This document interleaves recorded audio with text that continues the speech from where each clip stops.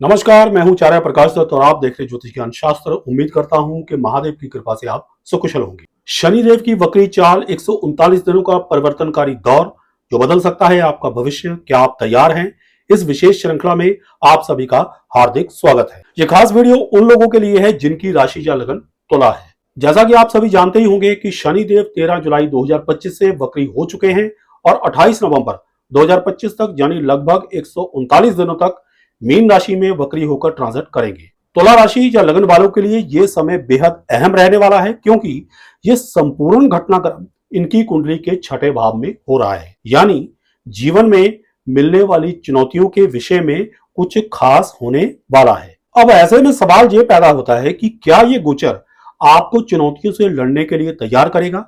क्या यह गोचर रोग से मुक्ति और शत्रुओं पर विजय दिलवाएगा? क्या इस वक्री काल में आप पुराने रोग या कानूनी मामलों से जूझेंगे, या ये समय आपके साहस, परिश्रम और आत्मबल को एक नई दिशा देगा? इन सभी सवालों के जवाब आपको मिलेंगे इस वीडियो में, सरल भाषा में, स्पष्ट तर्कों के साथ और सबसे जरूरी मासिक संकेत तथा सावधानियों तथा शनि देव के अनुकूल उपायों के साथ। तो बने रहिए मेरे साथ वीडियो के अंत तक, क्योंकि ये 139 दिन आपके लिए हिम्मत और मेहनत की असली परीक्षा बनकर आई है। सबसे पहले समझिए कि वक्री ग्रह काम कैसे करता है। देखिए, जब भी कोई ग्रह वक्री होता है यानी अपनी सीधी चाल छोड़कर उल्टी दिशा में चलता है, तो वो हमें ले जाता है बीते हुए समय की तरफ, पुराने अधूरे कामों की तरफ और उन कमजोरियों की तरफ जो अब तक नजरअंदाज होती आई थी। इतना ही नहीं, वक्री ग्रह जहां ट्रांजिट कर रहा होता है केवल वही तक सीमित नहीं रहता।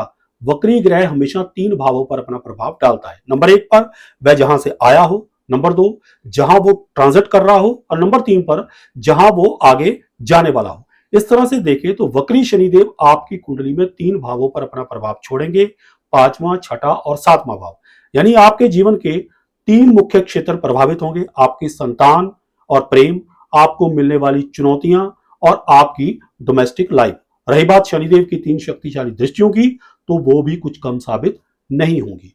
अब जानिए एग्जैक्टली इन 139 दिनों में क्या होने वाला है। सबसे पहले आपकी कुंडली का षष्ठ भाव, जहां पर शनिदेव वर्तमान में मीन राशि में ट्रांजिट कर रहे हैं। देखिए, षष्ठ भाव जीवन के संघर्ष से जुड़ा हुआ होता है। यहां से शनिदेव आपके रोग, कर्ज, कोर्ट कचहरी और शत्रुओं को एक्टिव करेंगे। कोई पुराना रोग दोबारा उभर सकता है, विशेष करके पेट, स्किन या हड्डियों से जुड़ी समस्या। स्वास्थ्य के प्रति लापरवाही इन दिनों आपको महंगी पड़ सकती है, इसलिए अपना विशेष ध्यान रखें। कोर्ट कचहरी, सरकारी नोटिस या कर्ज की किस्तें आपको परेशान कर सकती हैं। कोई पुराना विरोधी फिर से आपके सामने आ सकता है, चाहे वो ऑफिस में हो या पर्सनल लाइफ में। यह समय एक तरह से आपकी परीक्षा लेगा, लेकिन अगर आपने अनुशासन और संयम रखा तो यही समय विजय का कारण भी बन सकता है, यानी आपको जीत दिलवा सकता है। अब बात करते हैं वक्री शनिदेव के पिछले भाव यानी 5th हाउस पर पड़ने वाले प्रभाव की। 5वां भाव संतान, शिक्षा, प्रेम और क्रिएटिव सोच से जुड़ा हुआ होता है। देखिए, वक्री शनिदेव यहाँ छूटे हुए रिश्ते, अधूरी शिक्षा और पुराने फैसलों की समीक्षा करवाएंगे। संभावित परिणाम जो निकल कर आएंगे वो ये है कि संतान से जुड़ी कोई चिंता या जिम्मेदारी बढ़ सकती है। जो स्टूडेंट्स लापरवाह रहे हैं उनके लिए यह समय पढ़ाई पर ध्यान देने का दबाव बनाएगा।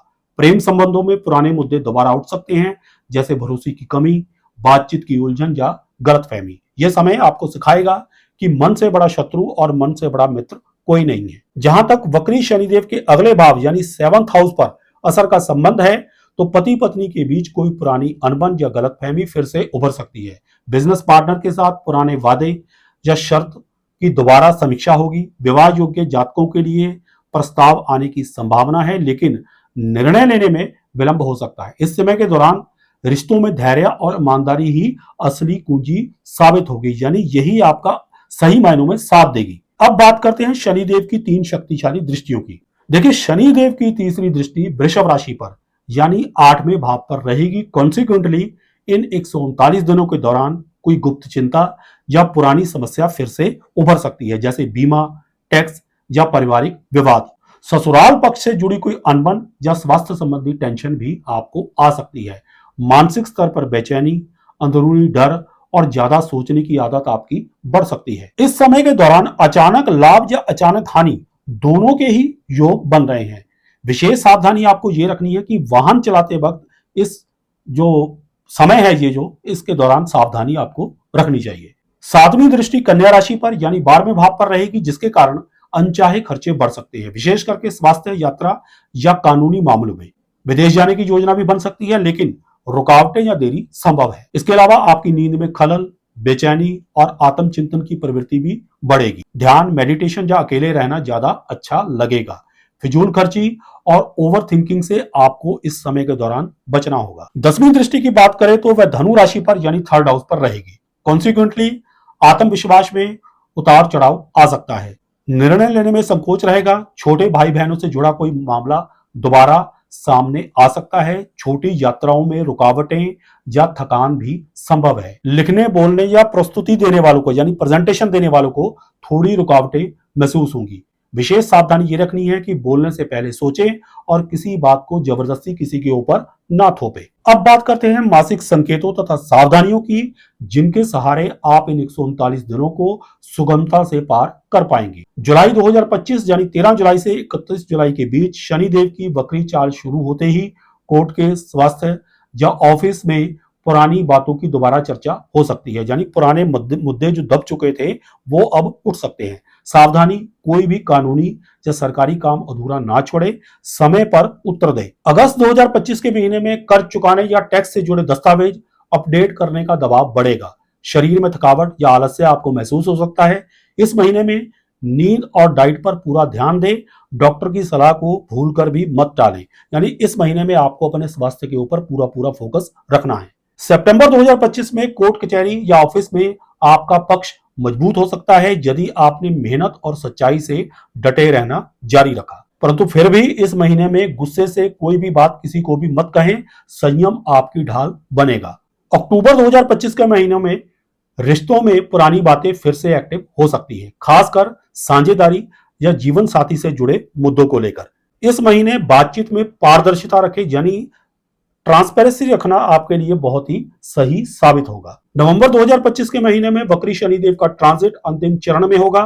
फल मिलने का समय है, लेकिन मानसिक दबाव भी आपके ऊपर बढ़ जाएगा। इस महीने में जल्दबाजी में कोई भी बड़ा निर्णय ना ले, खासकर निवेश, नौकरी बदलना या रिश्ते तोड़ने के मामले में। अब अंत में 3 सरल लेकिन प्रभावी उपाय जो आपके बहुत ही काम आएंगे। उपाय नंबर 1, हर शनिवार को सूर्यास्त के बाद पीपल के वृक्ष के नीचे सरसों के तेल का दीपक जलाएं और साथ में 7 बार ओम शम शनिश्चराय नमः मंत्र का जप करें।